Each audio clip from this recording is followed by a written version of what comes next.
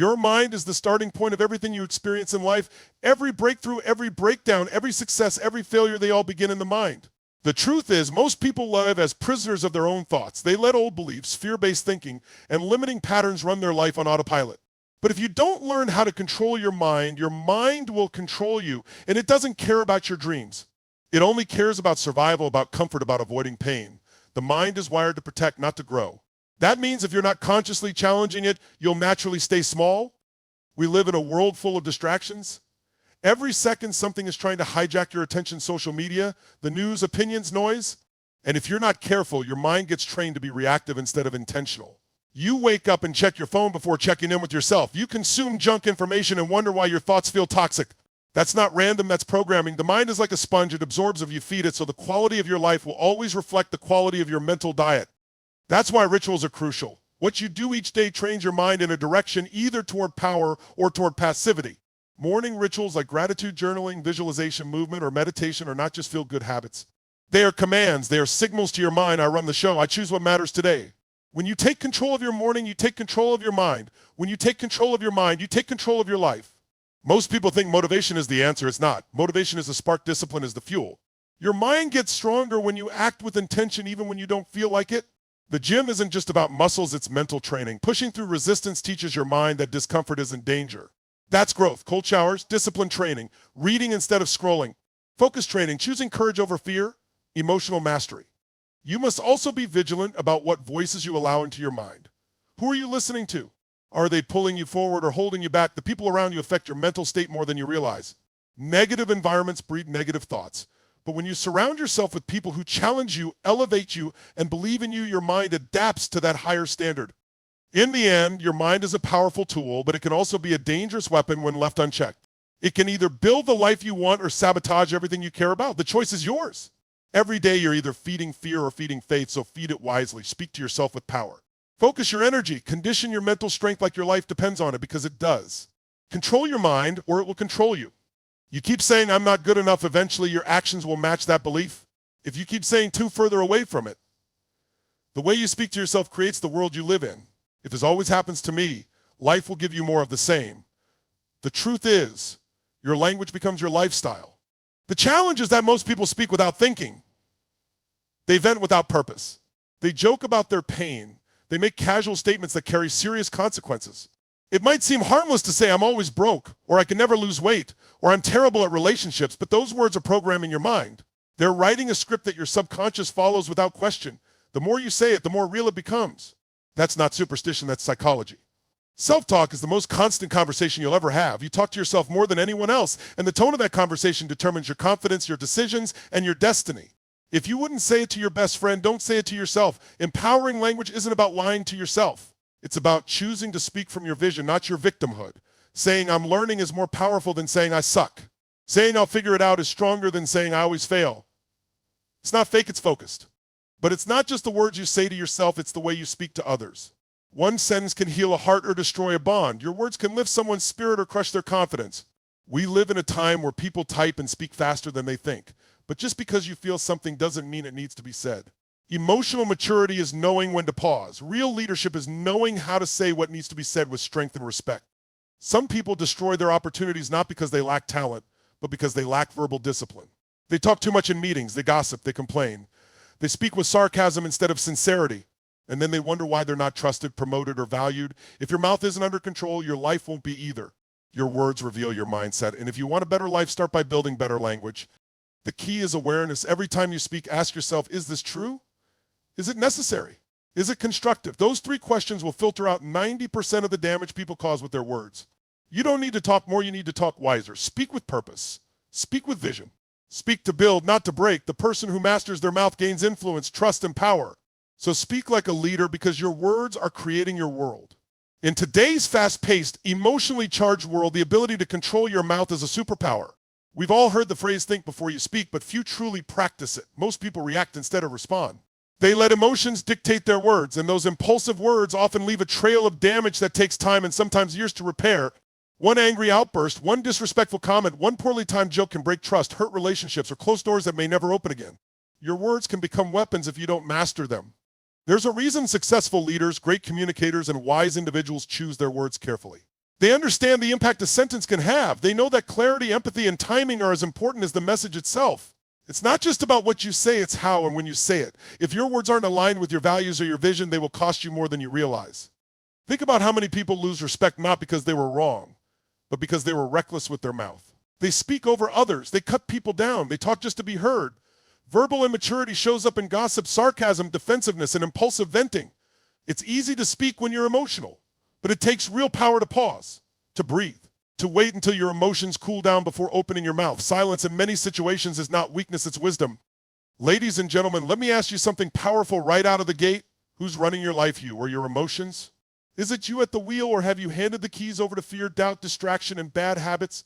Let me tell you something straight up. If you don't control your mind will control you. And if your mouth speaks before your mind thinks, it will cost you. And if your money is running wild without purpose, you'll stay broke with a six-figure income. In the end, your words are a reflection of your inner world. If your thoughts are chaotic, your words will be too. If your mind is calm and your heart is aligned with your purpose, your mouth becomes a tool for influence, healing, and leadership. So slow down, think deeper, speak wiser. Because once your words are out, you can't take them back, and the world is always listening. Money itself is not the problem, it's the lack of control over it that creates chaos. You can earn a six-figure salary and still lie paycheck to paycheck if you don't have discipline. You can win the lottery and be broke within years if you don't have structure. Wealth isn't about how much you make, it's about how well you manage. And in today's world where instant gratification and social comparison are everywhere, managing money requires serious intention. It's not just about numbers, it's about mindset. We live in a culture that rewards appearances more than financial health.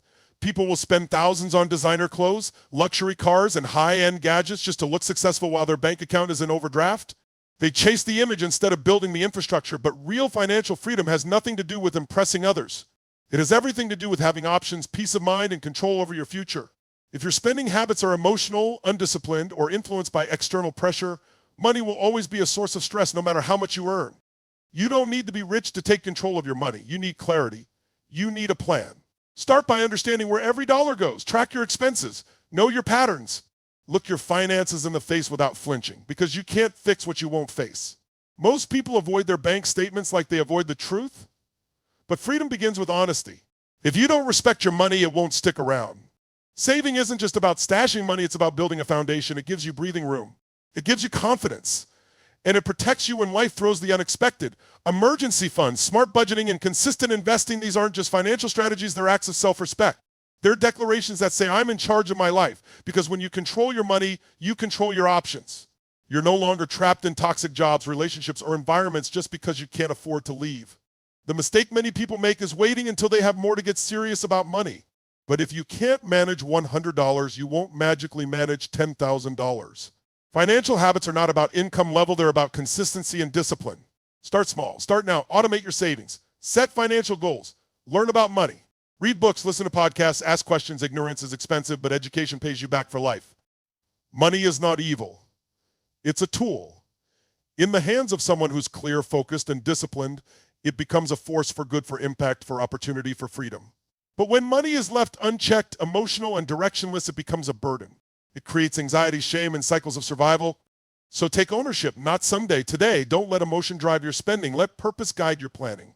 Because real power isn't found in flashy purchases. It's found in quiet confidence, in knowing that you're in control. Master your money or your money will master you. In today's world, it's easier than ever to look successful while quietly drowning. Social media has made it possible to present a version of life that appears polished, rich, and exciting even when the reality behind the scenes is completely different. People are renting luxury cars for photos, maxing out credit cards for vacations, and buying expensive clothes not because they can afford them, but because they're trying to prove something. This need to impress others can drive people to financial, mental, and emotional exhaustion. They're chasing an image while their foundation is crumbling. External flexing often hides internal chaos. This isn't just about money. It's about the deeper desire to feel worthy, seen, and validated. Many people use material things or social status as a mask to cover up insecurity or a lack of direction. But no amount of likes, compliments, or flashy purchases can fill the void of not living in alignment with who you really are. When your inner world is out of order, no amount of external polish can make you feel whole. The more energy you put into maintaining an illusion, the less energy you have to build something real.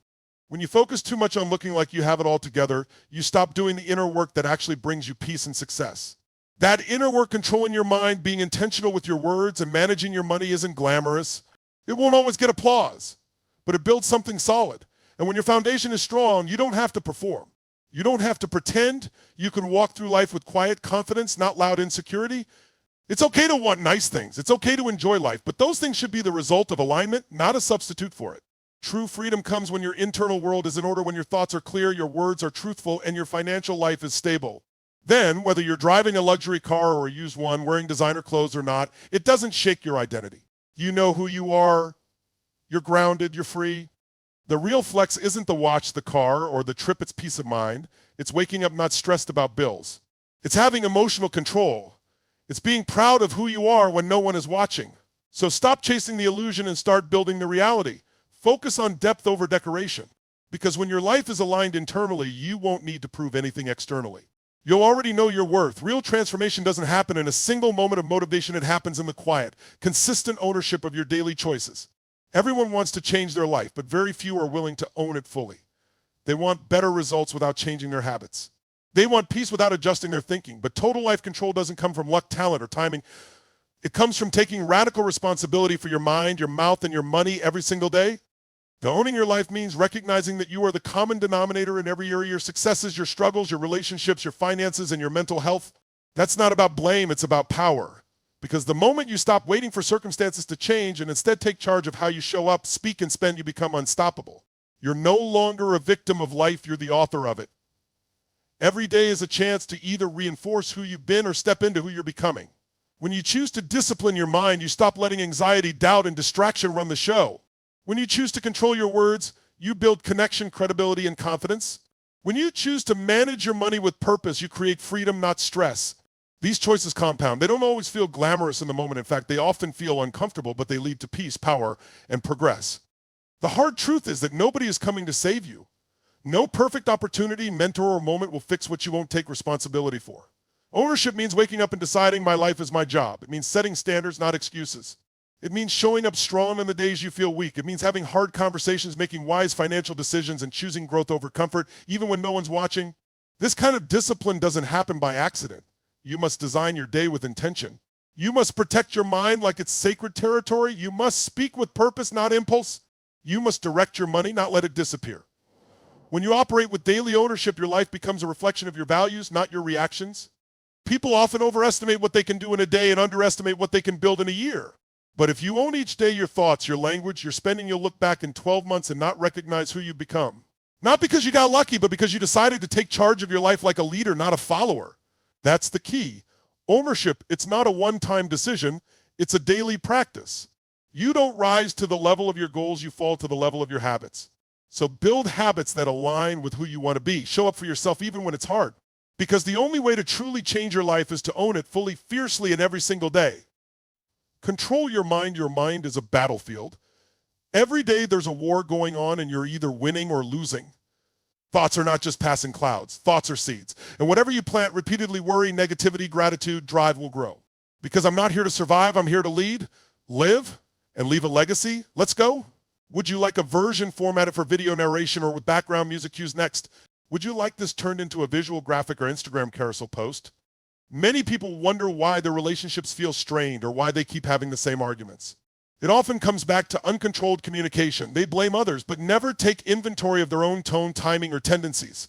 They speak to win instead of speaking to understand. They interrupt, defend, or accuse. But communication is not about being right, it's about creating connection. Mastering your mouth isn't about silence, it's about strength. It's about knowing when to speak up with courage and when to hold back with wisdom. It's about learning how to express hard truths with compassion and confidence. Sometimes the most powerful thing you can say is nothing at all. The other times, the most powerful thing you can do is say the hard thing respectfully, clearly, and with love.